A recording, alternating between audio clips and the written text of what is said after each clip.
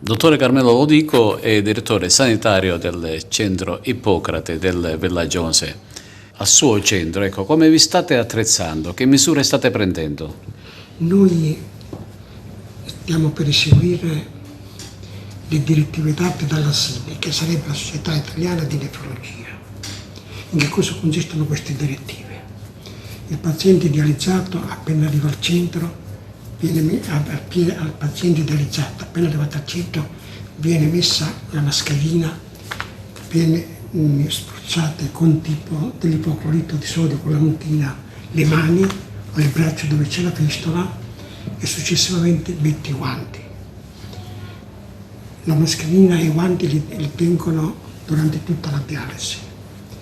Prima di entrare in dialisi misuriamo la temperatura, così pure facciamo a fine dialisi. Inoltre chiediamo sempre, prima di ogni seduta, se sono venuto a contatto nelle ore e nei giorni precedenti con dei parenti o amici venuti dall'estero o da altre zone che sono state coinvolte in questo processo infettivo. Coronavirus è un morbo, così è stato definito anche dalla maggior parte dei medici, che sta coinvolgendo tutto il mondo. Come si sta preparando la nostra provincia a questo grosso problema? Tecnicamente si è visto che del coronavirus in atto si sa ben poco. Si sa che è un virus, però ancora non riusciamo bene a definirne i limiti, a definirne l'incubazione, a definirne un pochettino tutte le conseguenze cliniche che si possono avere. C'è una grossa morbidità e una grossa mortalità. È arrivato anche nella nostra regione, noi già ci siamo premuniti in questo contesto per fare in maniera tale da prendere le precauzioni il più possibile e quelle più accettabili per le persone. In questo contesto è grandissima il perno centrale sta nelle persone, le quali devono capire che è un virus nuovo, è un virus che non abbiamo armi per combatterlo, all'infuorché della prevenzione.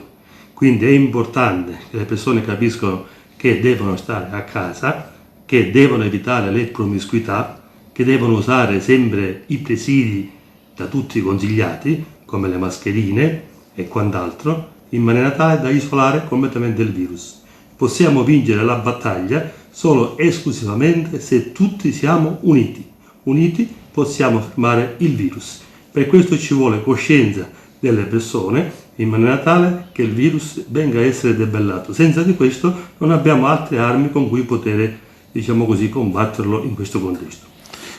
Quindi praticamente l'unica strada da seguire è quello dell'isolamento. Benissimo, l'isolamento è l'arma efficacissima. Se noi riusciamo ad isolare il virus in pochissimo tempo verrà a essere tolto dalla circolazione.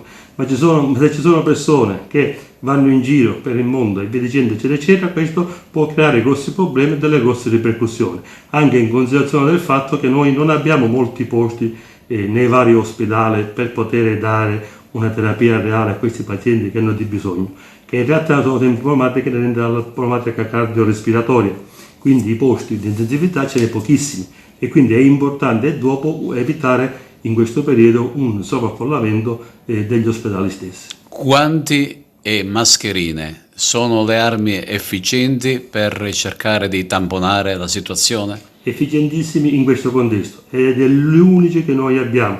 I guanti, pulirsi le mani con la mucchina, usare la mascherina, evitare il contatto con le altre persone sono la triade che ci farà vincere questa battaglia.